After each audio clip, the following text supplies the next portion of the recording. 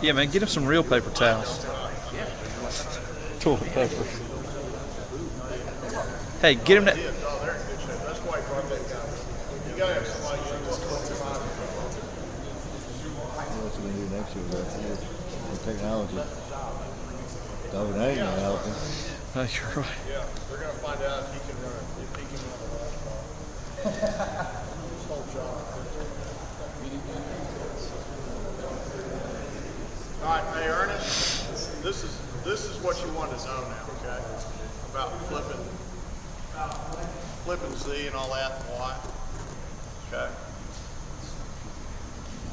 So to keep this as simple as possible, for the quick game, what we did is we left X and Z the same, okay? For all this other stuff, what we've done is the way we've always done it. All right, X is going to align on the pro numbers. H is going to split the difference. Y is going to split the difference. Z is going to align on the pro numbers to the top of the numbers, depending on where the ball is. And then our F can be in any of these positions. I'm going to put him in the pistol for now. We're doing quite a bit of that. But it doesn't really matter. All right, so practice 1, practice 2, practice 3. For those of y'all that use our terminology, 6 is 4 verticals. For those of you that don't use it, 94, 95, this is Y sail, this is Y cross, and 6 shallows is basically, looks like verticals, but it's a shallow, and mesh is 92. So we're gonna work mesh every day. So we've got 1, 2, 3, 4, we got about 5 routes here, and I'm gonna try to cover this in about 7 or 8 minutes per route, okay? So if you got any questions, ask me. And then when we're done, if you wanna, we've got Chris Wallercheck is our resident genius with video. So if you want to see it on film out there, like I said, just come out and see us. We'll be around. Anyway, starting with the most important play you got is 4 verticals. You got to be able to run 4 verticals to run this offense. So the way we do it is the same way we've always done it. Let's just draw kind of a 4 look.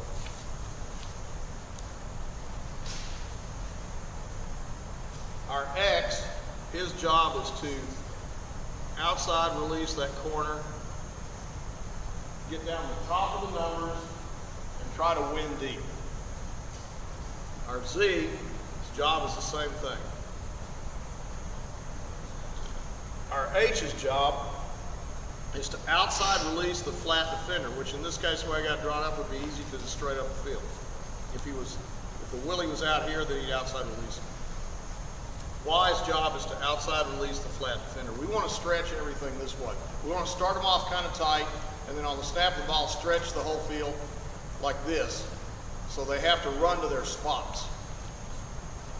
And then our F is going to check his assignment. It could be either side. He'll have number 3.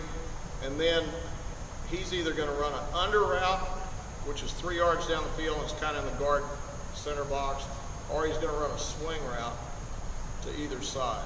And if we don't say anything, if we just say 6, he runs the under route. The line is going to vertical set. So they are all, we got big splits. They are all inside foot, outside foot, inside foot, outside foot, 4 steps straight back. Keep your pad square.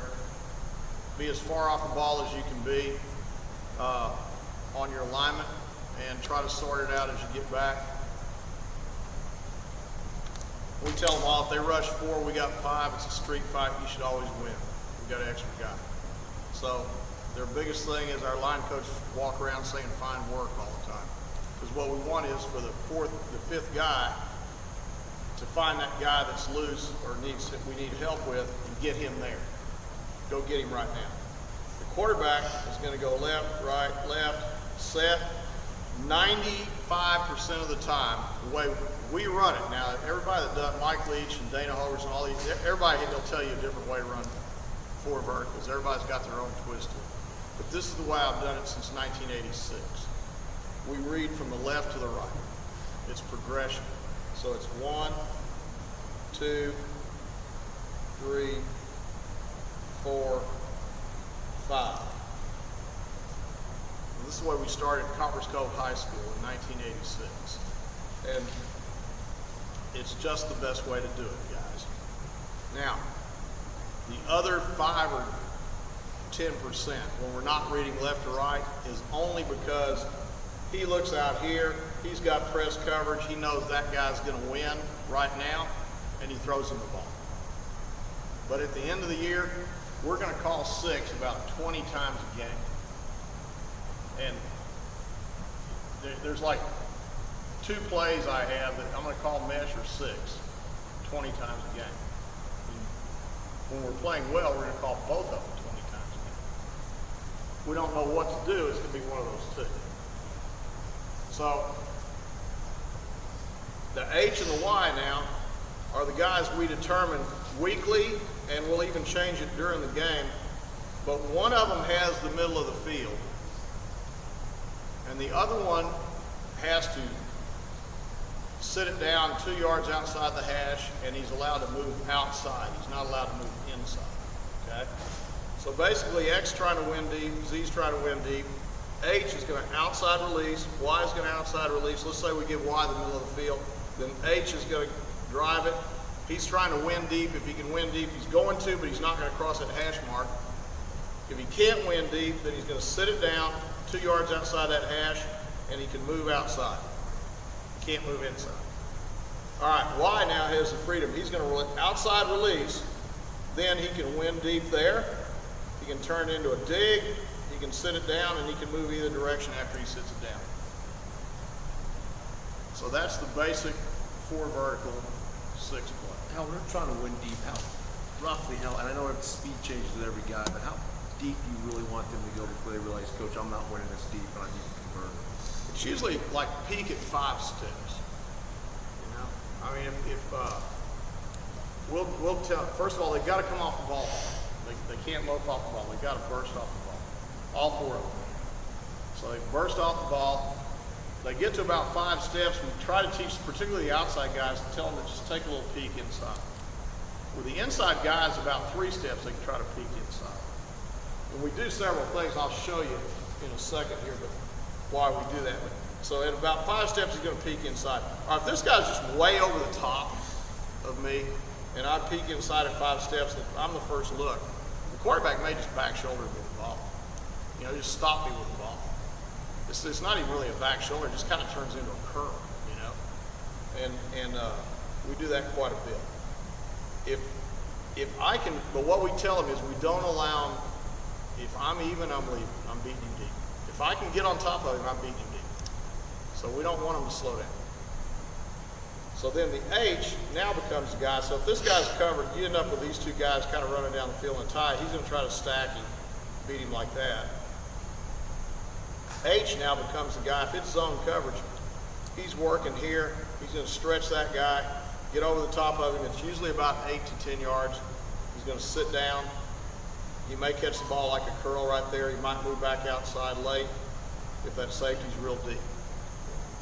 Sometimes the safety, they'll roll this guy, the safety goes over the top, and you just end up down the hash mark open for a touchdown. Yeah, Coach. So, how do you make the call of who has the middle of the field for the H and the Y? Do they communicate to each other? Or Well, sometimes we'll go, like when I was at McMurray, we had an All-American that played Y.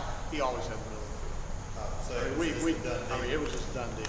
He had it unless we, okay, I don't remember ever doing it. I think 1 or 2 times when he was there, we told him to sit, and we told the other guy he had the middle of the field because we knew he could win. But it's pretty much that. It's not as complicated as it sounds. Okay. Now, when we first teach it, this scares the hell out of them, the quarterbacks. We tell them, all right, point at the guy that you want to go to the middle of the field. So we come up like this, and he points like this, like he's pointing out somebody for pass protection. So Y's got the middle of the field. H sees it, he knows I got to stay outside the hash. We point over here, it's the other way around. Now, usually what happens is by the time we get through the spring, we figure out, okay, who can go get the ball deep, who can make quick decisions, And so then we just kind of narrow it down and say, okay, you're the guy that has the really good. All right, the other thing we'll do is H comes off, he's going to peek inside. Y comes off, he peeks inside. If we get an all-out blitz, theoretically, we should end up with two little hitches right there. We can throw the ball, we get the ball out of our hand to either one of them.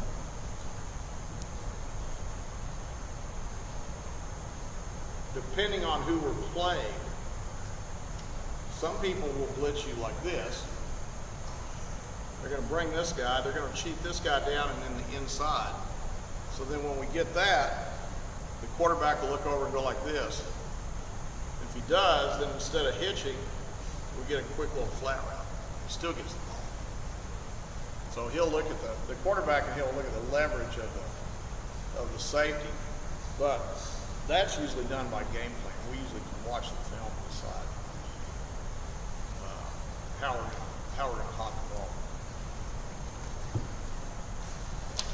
All right, the other thing to do is if you're getting corners that are really sinking on you and you're not hitting that first ball I described, kind of the back shoulder deal, you can just sit these guys down at about 15. And then when we do that, we tell these guys to run. One of them still has the middle of the field, but we'll just sit those guys on the outside and throw the ball to them. At New Mexico State, we had a guy playing Z who was really fast. And so we would put him here, and we'd tell him to run to 20. If you got somebody with a lot of speed, tell him to run to 20 and then decide if he's deep, if he's open or not, and then sit it down. Because the quarterback that can go all the way through his read, and I promise you, look back over there to Z on that, he's never going to be covered. Okay. All right, any questions about four verticals? Yeah. Your head is all set to the right. Do you ever link him up to that side of the left? Yeah, we'll do that. Yeah, we've also started jetting a lot too. We'll put him right here, and then put him in quick motion like that. We like doing that. Anybody else? Okay. All right, the next thing is Y sail and Y cross, okay? The next day. And we only run these plays from the right. And we do this because we used to run them both ways, and I never called them from the left. It only took me like 4 years to figure that out. So then I decided, if we're not going to call them from the left, why should we work on it? So we just quit doing it. And that's how we ended up not flipping Y. Anyway, let's draw it up out of two backs, because we'll do that once in a while.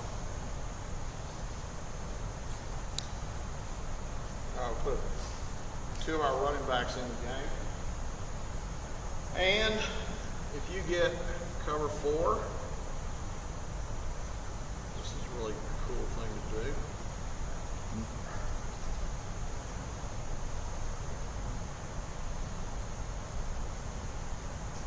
All right, Z has to win deep. He can win vertically, or the quarterback can give him a post. But he's number 1. Y runs a 10-yard speed cut out. You remember, I told you earlier, always listen to your quarterbacks, right? So I got this route from BYU in the 80s when I was at Copperas Cove High School. And I coached it like this, where we would tell Y, all right, we're going to run. After 5 steps, you're going to put your toe on the ground. You're going to cut at a 45-degree angle. Then you're going to cut at another angle, but look for the ball on the first cut, and then it could be up high and you sail to it, or it could be man-to-man, you snap it off, right? So theoretically, you end up like this, or you end up like that. So then I got to Valdosta State, and Chris Hatcher, who's now the head coach at Murray State, was a great quarterback for us. And he really had a Y that he could really throw this route to. And so after he graduated, he stayed around and was a student coach for us. And so I called him in. I said, look, how'd you and Greer get so good at Y sail? I said, because we've been having a hard time. We had a new version, a new quarterback and a new Y. So we've been having a hard time getting those guys paired up there. And Hatch looks at me and goes, well, Coach, you know all that stuff you tell Y about 45 degrees and all that? I said, yeah. He said, well, we really didn't listen to you on any of that. I just told him to run a speed cut out, and I'd throw it up high sometimes. And so ever since then, that's the way we coach it. We just tell run a 10-yard speed cut out, and we'll throw it up high sometimes. So But the reason you want to throw it up high sometimes is that guy right there will get in your nest, because you're going to take this guy, he's going to check his assignment, then he runs a swing route. So it's 1, 2, 3. On the back side, we'll check and do this, and then we'll run a 13 back to 10 curl, and we let him break either way. So what will happen is the quarterback's going to go 1, 2, 3. He's taking a 3-step drop. When he hits that third step, he's made up his mind right there. He's either hitching up in the pocket. If you got a weak arm guy, if you hitch, you can still throw this ball. You hitch up the pocket, throw over the top. When he hitches up the pocket, if he's not getting the ball, then he's got to make a decision based on what that guy did. So it's going 2 to 3. If any of that doesn't work out, let's say this guy right here, you know, it's like when we used to play Tennessee or somebody, or if you have to play Coach Koenig at North Carolina, they all look like this. You know, that guy usually beats our little guy. So he goes 1, 2, 3, and then says, oh shit, comes back over here. Curl flat's good against anybody. I mean, it's good at all times. So we just hit curl flat. So that's, anything goes wrong, go backside, throw curl flat.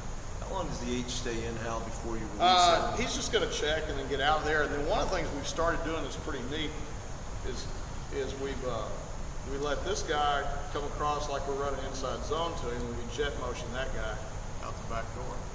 So it looks like our inside zone screen package, which kind of causes these guys to play a little more flat-footed. Yeah, Coach. You see man, and with your strong side being where your Y is, they cheat that safety over and kind of leave your backside a little naked. Will you let your X dig that thing across if he gets man coverage to keep running? We used to do that all the time until we had Dana Holgerson was our wide receiver. He couldn't catch digs. He could only catch curls, so we started running curls. And then we just never got back in the habit of doing it. But it's not a bad thing to do. The one thing we will do occasionally is we'll leave him on a vertical and tell this guy to post. And that's a pretty, that'll happen like once a year. You know, you can get a big play out of it. Coach? Yeah. Yes. Yeah. If he runs out of bounds, he'll be at 10. Yeah. He probably starts at the speed cut deal at about 6. Okay. Anybody else have a question? All right. So the companion play to this is Y sail. And both these are real good third and long plays. And we'll run them other times. But the neat thing to do is throw them a bunch early in the game, and then when you got a real big play on third and long, throw the backside curl. Just call it, you know. Let them see the base play, and then throw the backside curl. So Y cross is really good to do this with.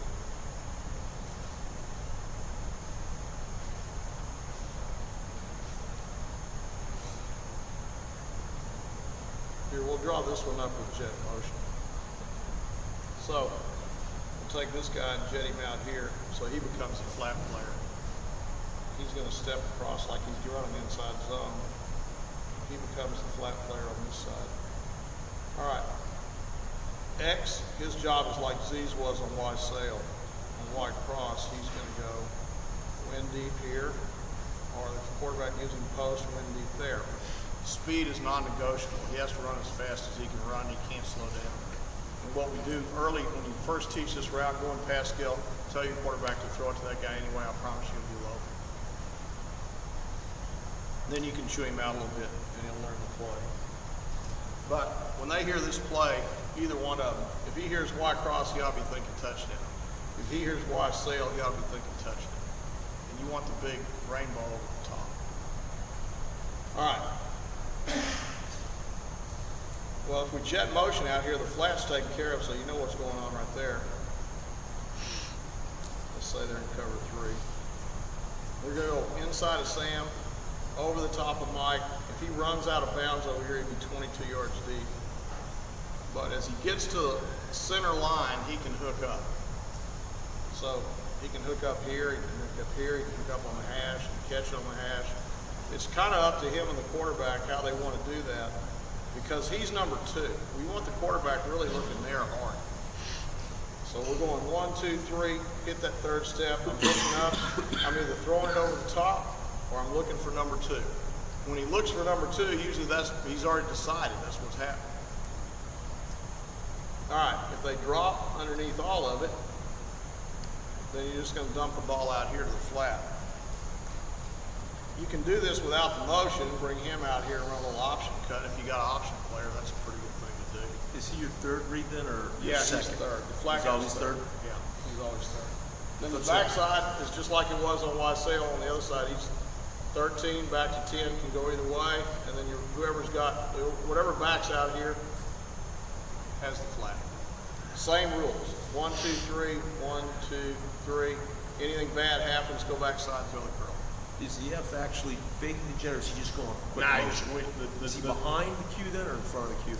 He's behind you. The motion's kind of the thing. We do that so much on inside zone, where we run inside zone or throw the spring. All you need is the motion. The motion is the thing. It's kind of eliminated. This was all Dana Holgerson's idea. It's a pretty good one too. It took him like 5 years to talk me into it. I'm a hard head. But it's really good, and it's why they got really good at Houston when he was there. It's probably the best thing that's been done with our offense since we started doing all this in terms of run game. Okay, Y cross, any more questions? Yeah, Coach.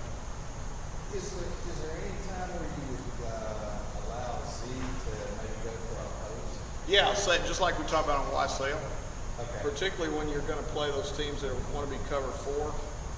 And so they want to double here. Yep. They want to run these two, run him to there, and then double the Y with the strong safety over the top and him there. So Then that's when you call. Leaves a big gap. Yeah, but don't do it every time. Just do it when it's there.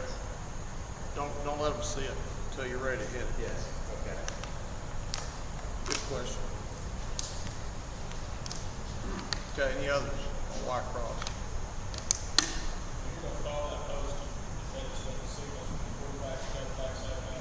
Yeah, for us it looked like this. That's the way it was called. Well, this is 95. And then this would, you'd look at Z and do that. He would also let X know he would not give X isn't allowed to run a post unless he gives it to him. So he can give the post either side, preferably not both.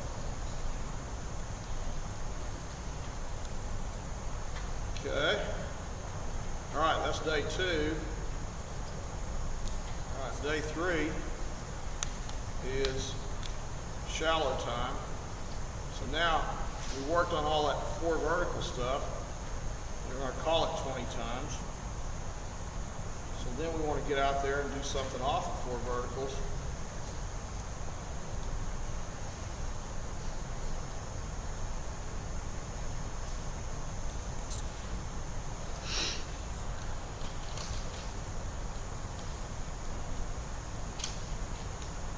All right, what we're going to do on this, quarterback takes the same drop, 1, 2, 3. Back is going to go to the the shallow side. So if we call 6Y shallow or Z shallow, he's going to be on the right. If we call it X or H shallow, he's going to be on the left. So he'll check and swing. All right, whoever doesn't have the shallow is vertical. So if we call Z shallow, Y knows I'm going to outside release and I'm going to try to split those defenders and go vertical. At SMU this past year, we actually went here and ran a corner, which wasn't too bad. You can do it either way. You just got to get somebody vertical. Z is going to take 1 step and run through the feet of that defensive lineman right there. And he has to get there as fast as he can. He's number 1. We usually cut his split down a little bit. Depending on where they are on the field, if you're to the shorter side of the field and you call this, Y has to know he's got the right of way. So if you're on the shorter side of the field, Z comes hauling ass like this, Y runs his more like a wheel. So he comes off his butt. If you're on the wider side of the field where they got space between them, then Y can just take off and Z comes underneath. But they got to know that. All right, he runs through here. He's expecting the ball right there. On the backside now, it looks just like a 6 call. He's vertical. He's outside release, just like we do on 6s every time. Turn this guy's eyes away from the play. get to 8 to 10 yards, and either run a curl or a dig, depending on the coverage. For the quarterback, it's 1, 2, 3, and on the steps, and then 1, 2, 3 on the progression. So it's always shallow, opposite, dig, backside back. This is where our backs learn to make ball calls. They scream ball, ball, ball, the quarterback turns and throws the ball. Because what happens on this play a lot is these shallows start doing this, he pushes vertical, he checks and gets out there. If he knows he can make 10 yards, he screams ball. And that kind of gets the quarterback's eyes back there. It forces him to cover the whole field.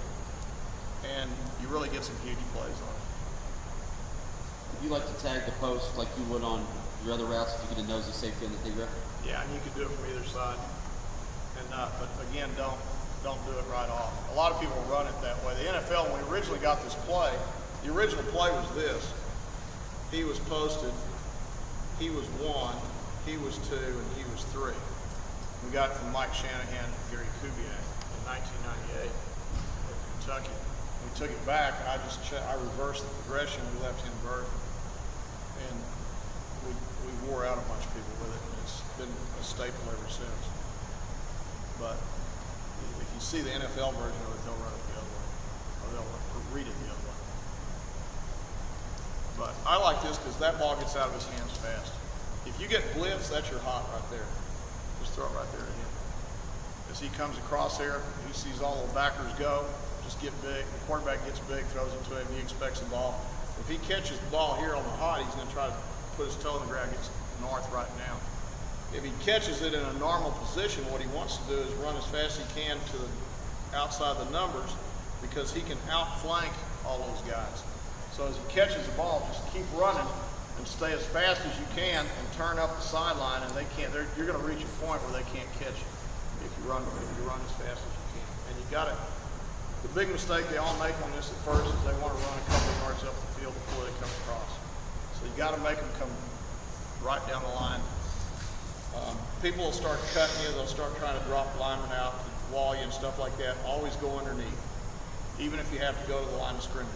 Go underneath and don't slow down. Okay, that's shallows, guys. Now, we run all of them. We run X, H, Y, and Z. Okay. All right, last one is mesh.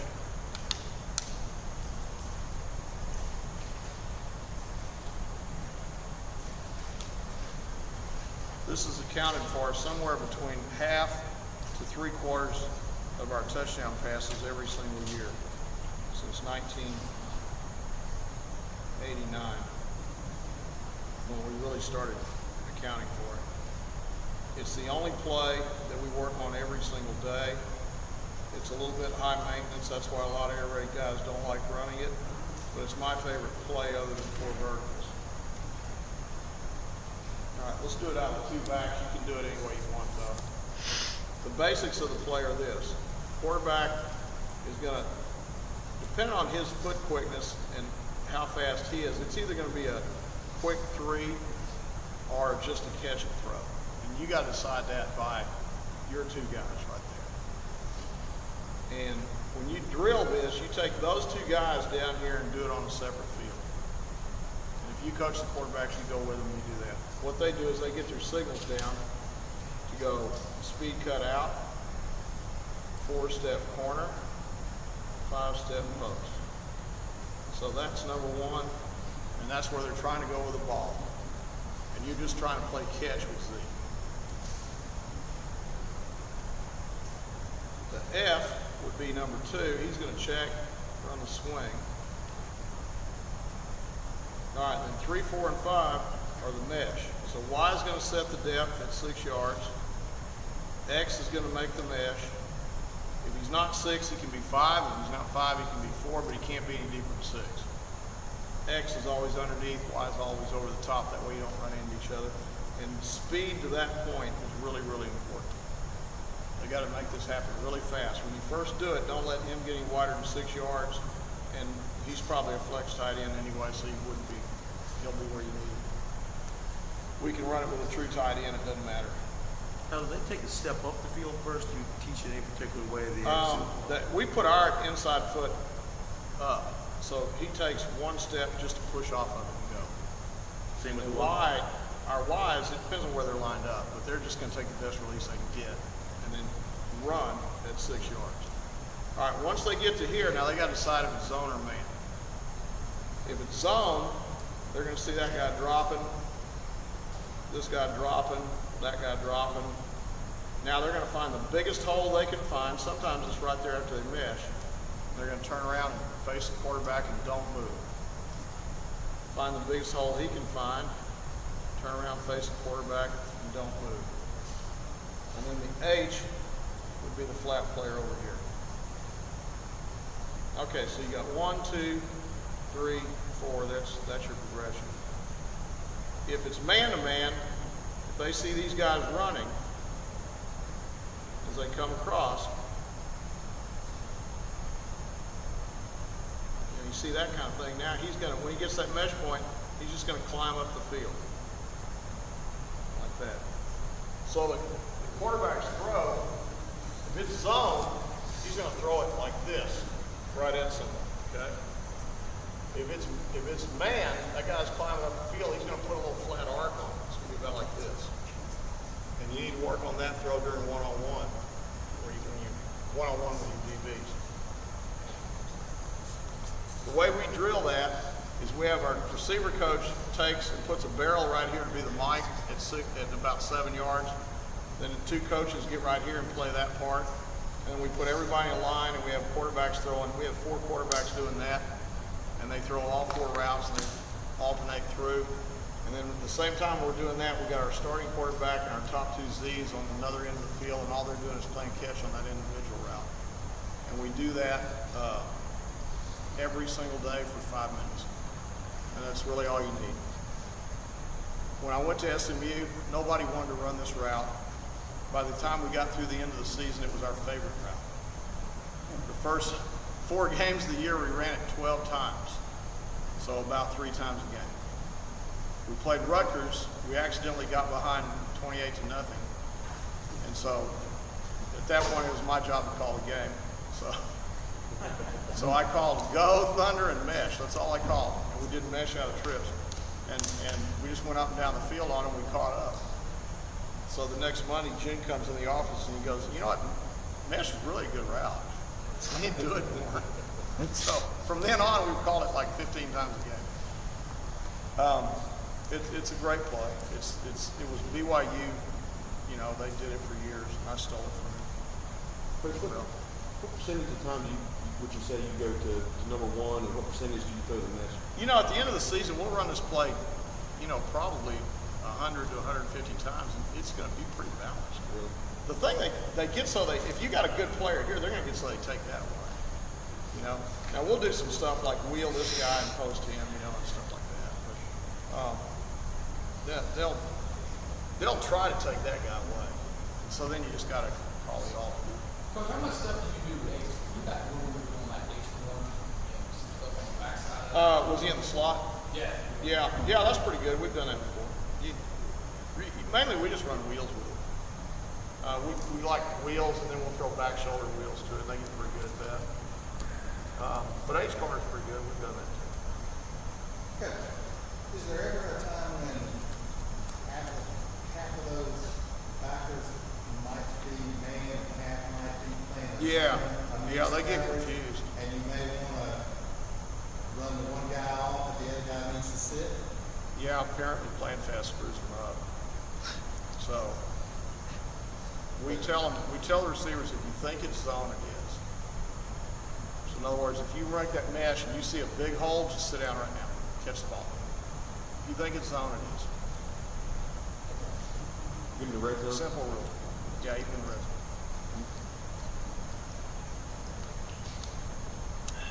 Okay, anybody else? I appreciate George for having us here. We're getting a great player from Red Springs. Any other guys want to send us great players to Belhaven, we'll be happy to take them. And It's been a pleasure. This state means a lot to me. My daughter lives in Raleigh, and my son used to coach at Davidson, so I've been around here a lot. And this is the first time I've gotten to speak here, though, since I was at Kentucky. So it's been a while. But be happy to come back. If y'all are interested in doing this stuff, see Chrissy and Chris out there. I'll be around. I'm gonna listen to these guys.